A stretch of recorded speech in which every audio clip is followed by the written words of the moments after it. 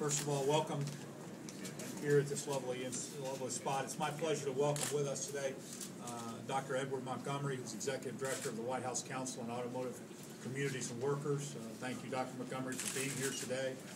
Also pleased to welcome Karen Ray, the Deputy Federal Railroad Administrator, my good friend Russ Carnahan. Appreciate all of your help making this day possible. Also from the state side, it's important to, I think, to note a couple of folks here. We're lucky to have the Director of Department of Transportation, Pete Ron. Really completely appreciate the incredible, especially in-house work that was done on the applications here. They were obviously very competitive, or we wouldn't be here today. Also nice to have with us the Mayor of the City of St. Louis, Slade, and the Comptroller of the City of St. Louis, Darlene. And also two folks that have been helping at the state level, Frank Steves, representative of the Midwest Interstate Passenger Rail Commission. Frank, we thank you for your effort. And also the most loyal Amtrak rider and advocate for trains that I have encountered in my years in Jeff City.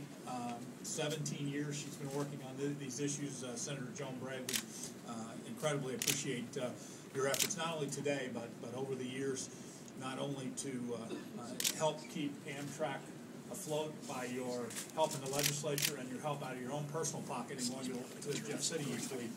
You've been a tireless advocate. Now, we know that it's time to get people back to work, and we know that it's time to get this economy moving. And one of the best ways to do that is to dramatically expand the infrastructure abilities, especially here in the heartland. Announcements this morning, a little bit contemporaneous with us here, are that about $1.1 billion is going to be used to upgrade dramatically and get high-speed rail between the city of Chicago and the city of St. Louis, and also $30 million plus from here west to make sure that the ongoing traffic that we have moves much more smoothly. You really can't underestimate how extraordinary this moment is. I mean, we've all been here before. We've all watched. This is a railroad town. We know that. But this is a step, a transformative step that is going to help us do, we think, three things. First of all, continue our outstanding efforts with the city of Chicago, the city of St. Louis, to get a Midwest economy moving forward quicker than other parts. Number two, make it just super easy for St. Louisans to get to Wrigley Field to see the Cardinals win each and every time we go up there. And number three, get Missourians and folks in the Midwest back to work.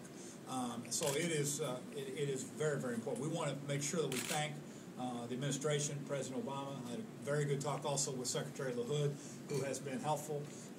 The Midwest governors have been involved in this process from the very beginning. As many of you recall, Governor Quinn and I were here many, many months ago. We've been to Washington. We've been to Chicago. We've had an incredible number of meetings with to bring the Midwest together on this, and we had a lot of hard work at fashioning a unified position. That unified position is paying off for all of us today. Now, to get to a few more of the details of where we are, I'd like to introduce Karen Ray, the Deputy Federal Railroad Administrator, to go through some of the details. She'll then introduce Doctor and then the Congressman. If you would, Karen. Thank you, Governor. First of all, it is just such an amazing opportunity to be here in St. Louis, representing Secretary Ray LaHood, who is passionate. The only thing we have to worry about is how we can clone him to be 8 different places, because that was how many places he wanted to be today, including here. Also, Administrator Joe Szabo, who is also very passionate about the Midwest Network and the importance of that, and has been a huge leader in the effort to bring this whole conversation to where we are today. 16 months ago, with help from people like Congressman Carnahan and others, the Passenger Rail Investment Act was passed. The first time there's been a federal partner in passenger rail improvements in the history of this country.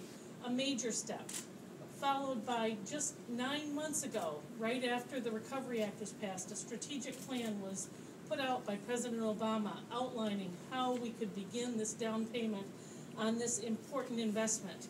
Was there enthusiasm? Was there excitement? Oh my gosh, $102 billion first poured in our door. And we talked with our states, and most importantly, worked hand in hand with our states and folks like Pete Ron and his key staff to help evolve a program in unprecedented time and hopefully unprecedented partnerships. We ended up with $57 billion in requests for the $8 billion that was on the table. That's a good thing, folks, because it says how important rail is to this nation.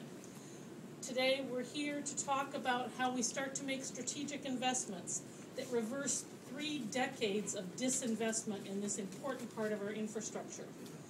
Our strategic plan called for, and we're here today to discuss how we advance high-speed rail express services, how we take emerging corridors that have all the potential in the world and advance them to become the right services in the right markets.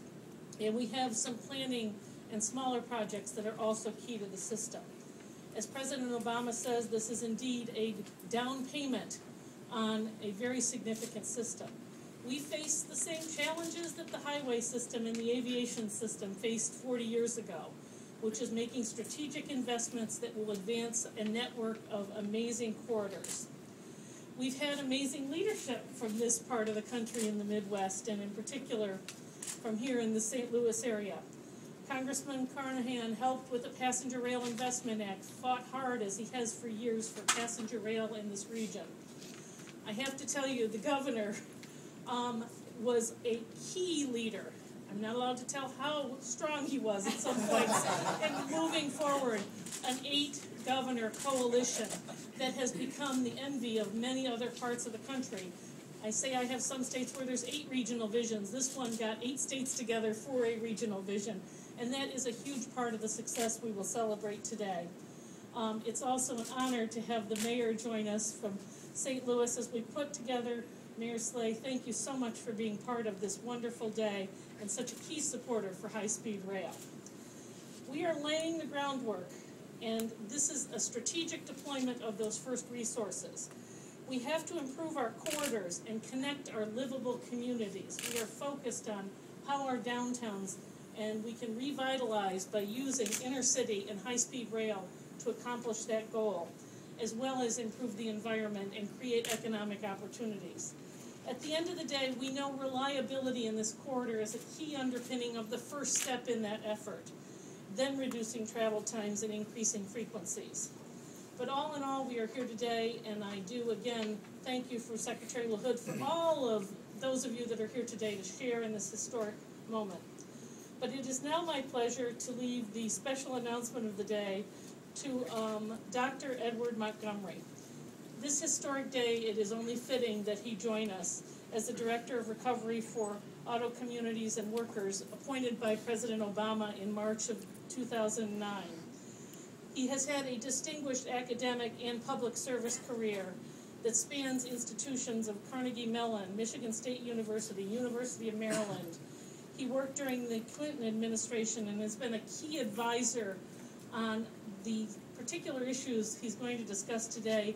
He brings an amazing amount of knowledge, real-world experience, and I am thrilled to introduce and stand beside Dr. Edward Montgomery.